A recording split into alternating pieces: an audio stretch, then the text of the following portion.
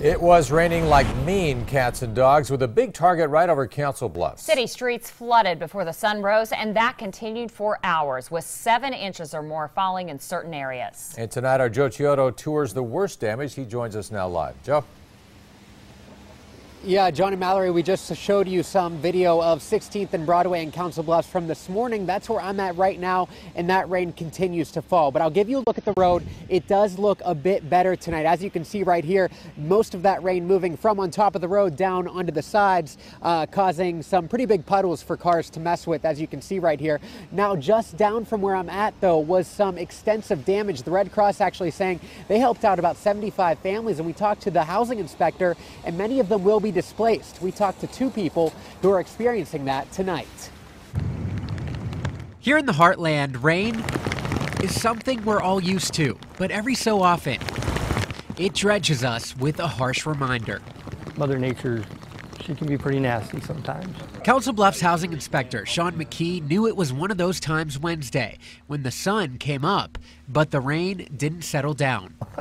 And wake up to this, it's like, wow. One of his stops, this duplex on 9th Street, where water continues its steady flow as it escapes from an unfortunate place. And my son started screaming, "Mom, the basement's caving in." At 5 a.m., Crystal Morrison took a walk down her stairs. She found 2 feet of water. Her wall collapsed, sending the foundation inside. The sewer line's completely ripped out, so there's sewage all over my basement.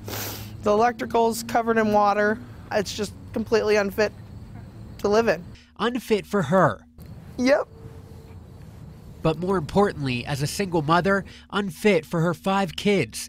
McKee says they'll have to leave. And I do it by myself. So, to not have any support, it's kind of hard to pick up the pieces. With damage like this, a lot of those pieces can't be replaced. My kids are just scared. Right now, they don't know what's going on. It's times like these when you need your friends close.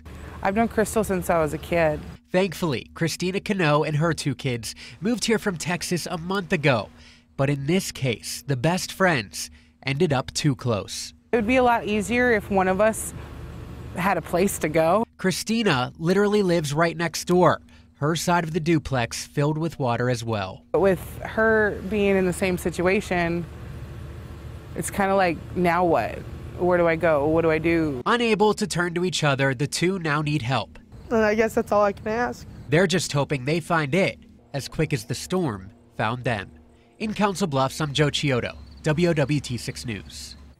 The women have set up a GoFundMe account. I know a lot of people watching will ask how to help. Joe put a link to it in a story online. And you might be wondering, like we did with all that rain, what it means to the Missouri River. The most dramatic effect we found is in Plattsmouth, which is downstream from Council Bluffs. As we can see, the river level rose dramatically throughout the night, peaking at 18 feet there, still well below flood stage, which is 26 feet. It began to go down earlier this evening. Even the American Red Cross was affected by this. Flooding put its parking lot in Council Bluffs underwater, but you can still count on the Red Cross to be there. The workers were handing out cleanup kits today to those experiencing minor flooding damage. It includes a cooler to keep food safe and items to get your cleaning started. The kits will be available again beginning at 10 tomorrow morning at the Red Cross office, North 16th and Avenue.